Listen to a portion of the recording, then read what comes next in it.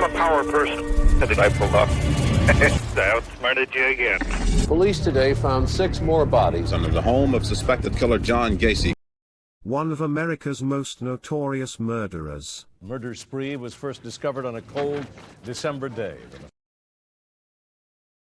Known as the Killer Clown. He tortured, bound, raped, and brutally killed. Responsible for murdering 33 young men and boys. We're diving into the terrifying details. John Wayne Gacy, the Killer Clown. In December 1978, the bodies of 26 young boys were excavated from the crawl space of John Wayne Gacy's Chicago area home. As crowds of press and onlookers surrounding the property, 3 more bodies were found buried outside his house, and Gacy verbally confessed to 4 more murders of victims later found in the Des Plaines River. Now, who is John Wayne Gacy? John Wayne Gacy, who was born in 1942, grew up in the Chicago area, and his sister Karen, who is interviewed in Peacock's documentary, details the medical problems, abuse, and injuries he suffered in his youth. According to her, he was beaten by their father, who was an alcoholic, and sexually abused regularly by a contractor in the neighborhood. When he was 18, Gacy ran away to Las Vegas for a few months, where he worked in a mortuary around dead bodies. After he returned to Illinois, Gacy met his first wife Marlyn Myers in 1964 working at a shoe store. They got married and moved to Iowa, where Gacy began working for Myers' father and joined the Jaycees, a leadership training organization. He was a top recruiter at the organization, quickly rising through the ranks to become vice president in 1965. But his style was unconventional. He drew young men to the organization with promises of stag film viewings and parties.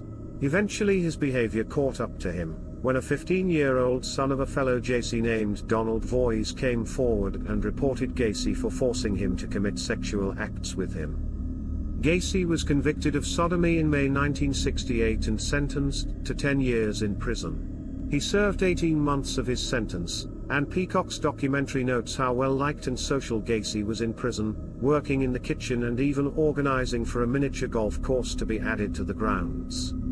During this time, in 1969, his wife filed for and was granted a divorce and custody of their children. After that, he had a second wife, Carol Hoff, who he married in 1972 and remained together until their divorce in March 1976. Why is he called the Killer Clown? In late 1975, Gacy joined the Clown Club and created his own clown characters, Pogo the Clown and Patches the Clown, devising his own makeup and costumes. He described Pogo as a happy clown, whereas Patches was a more serious character. He created these characters for children's entertainment, like visiting sick children in the hospitals. What did John Wayne Gacy do? Gacy was arrested several times and investigated several times between his release from prison in 1970 and 1978, when he was finally caught and charged with murder. In 1971, Gacy was arrested when a teenager claimed that he had picked him up from a bus station and tried to force him to commit a sex act. That charge, however, was dismissed when the boy failed to appear in court. The police investigated Gacy in both 1975 and 1976 when 2 young boys who worked for Gacy disappeared on separate occasions, but did not find anything to link Gacy to the disappearances. The police staked out his home again when a 9-year-old child prostitute went missing in 1976. In 1977, 27-year-old Jeff Rignall accused Gacy of luring him into his car, chloroforming him, and driving him to his home, where he bound, beat, and raped him. Gacy was charged with battery, but let go. Then later that year, he was arrested again when a 19-year-old said Gacy kidnapped him at gunpoint and forced him to commit sexual acts. He was taken into custody, but not prosecuted after he admitted to the act or contested that it was non-consensual. But on December 11, 1978, 15-year-old Robert Pierce went missing after he told his mom, who was waiting for him outside the drug store he worked at, that he was briefly going to talk to a contractor to discuss some potential higher-paying work opportunities. When he was reported missing later that evening, the police asked Gacy, the contractor Pierce had spoken to come in for questioning. He did not show up at the station, and police later learned that Gacy had taken Pierce's body from his home and dumped it into the Des Plaines River after that call. The police obtained a search warrant early the next morning, and when Gacy's home was searched, a receipt belonging to Robert Pierce's co-worker from the drug store was found. Concluding that Pierce had been inside Gacy's home and hoping to find him alive, the police, including Officer Michael Albrecht, began to follow Gacy full-time beginning on December 14, 1978. The following day, police conducted another search of Gacy's home and found a high school ring belonging to another missing boy named John Seek. Authorities arrested Gacy on December 21, 1978, after he was seen handling marijuana while under surveillance. During another search of his home, investigators discovered the door to a crawl space under Gacy's home in which they found bones. On December 22, while in police custody, Gacy verbally confessed to killing 32 young men. He drew a diagram showing where the bodies would be found under his home, and gave the names of 6 of the victims. He was charged with murder, and on December 23, the very public spectacle of dismantling and digging under his home began. By December 30, police had uncovered the remains of 29 bodies.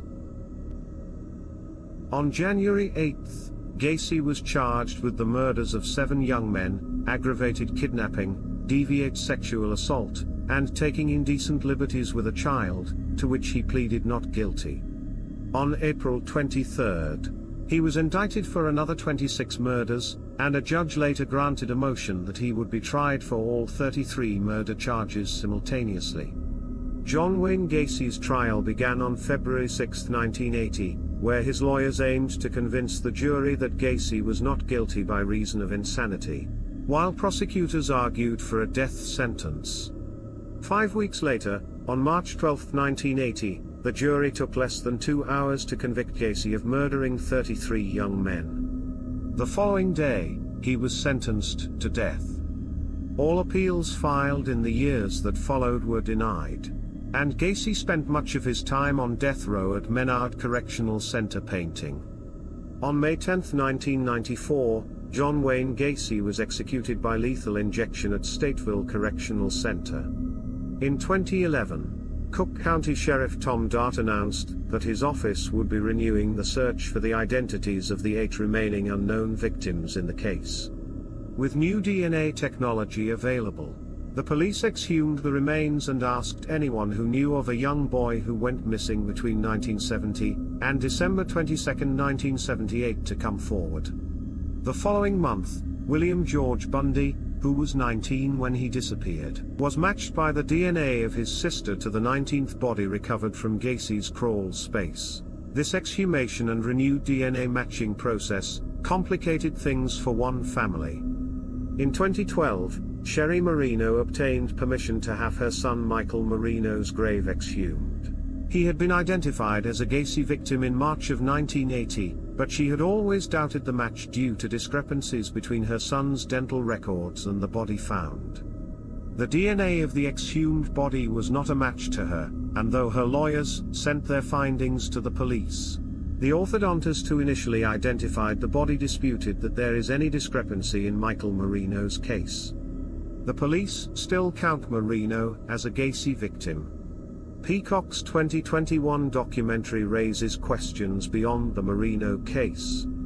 It looks into David Cram and Michael Rossi, the 2 boys who worked with Gacy and moved into his home after his 1976 divorce. They dug the trenches in his crawl space during the time of the murders and covered the ground in lime to decrease the foul smell. They both testified against Gacy in court, saying they were told the crawl space was a plumbing project. In the new footage obtained for the documentary, Gacy claims that both men were involved with the murders, however he doesn't specify any other details.